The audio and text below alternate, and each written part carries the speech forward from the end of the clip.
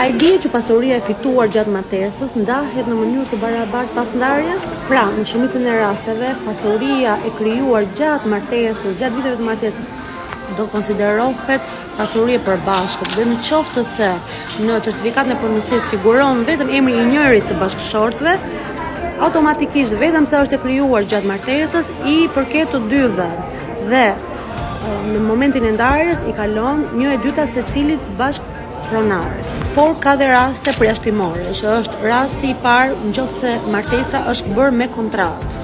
Pra që në kontratë është parashtruar rregulli që nuk do jetë e përbashkët pasuria.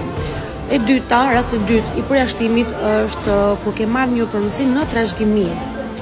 E treta është kur të është dhuruar. Pra këto gjëra nuk janë më të përbashkëta. Pra mendoni të martoheni apo të divorcoheni, bëni kujdes me dokumentat ligjore dhe më komentoni nëse doni këshilla të mëtejshme.